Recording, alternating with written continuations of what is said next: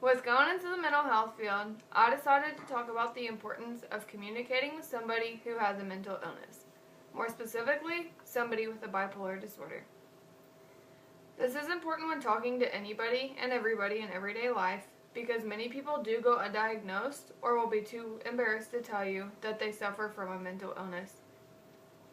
I personally am diagnosed manic bipolar, and that's how I chose this topic. Since I plan on pursuing a career with mentally ill patients, I thought I would talk about why it's important and how you communicate with them. So today, I'll be talking about communication guidelines, moods and misunderstandings, and manic and hypomanic. The first thing I'm going to cover is communication guidelines. When talking with somebody who is bipolar, it's important to use short and direct sentences. For people like me, when I receive a long explanation, I tend to tune you out. It's not only difficult to handle, but they will ignore a lot of your conversation, which is frustrating to them and you. If your partner becomes withdrawn from the conversation, just leave them alone.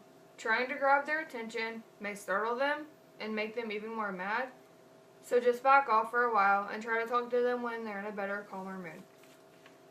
It's safe to assume that everything you say will fall through the cracks. Don't ever be too open-minded when communicating with anybody. You may have to repeat yourself often, but try to be patient and remember that it's not their fault. Moods and misunderstandings may be very difficult to determine, especially when dealing with somebody who has bipolar disorder, since the mood can change in an instant depending on who the person is. Interpersonal communication can be a challenge. For people like me, it's hard to hold some kind of long conversation since the prefrontal cortex is not in line. For other people with bipolar disorder, they have trouble focusing. People who are medicated with lithium seem to have a better time focusing than others. People who are on Depakote, like myself, makes it worse. Most people who suffer from a bipolar disorder are famous for misinterpreting verbal and nonverbal cues, such as tone, volume, eye contact, and body language. I get easily offended if somebody raises their tone or volume. Even if it's by an accident, it makes me jump into a defense mechanism right away, and I get mean quickly.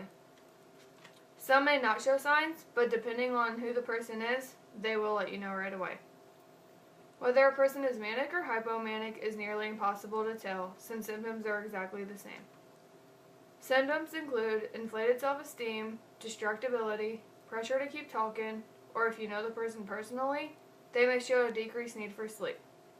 For me and my partner, he always wondered why I would not sleep at night, and it's due to racing thoughts because the brain doesn't shut off. Hypomanic just shows a lighter side, where symptoms will last for 4 or less days, whereas manic will show longer than 7 days and stronger signs. The first picture I have shows us a reduction in gray matter volume, which is where prefrontal and temporal regions of the brain have a shrink, which makes it a lot harder to focus and a lot harder to concentrate. And the second picture I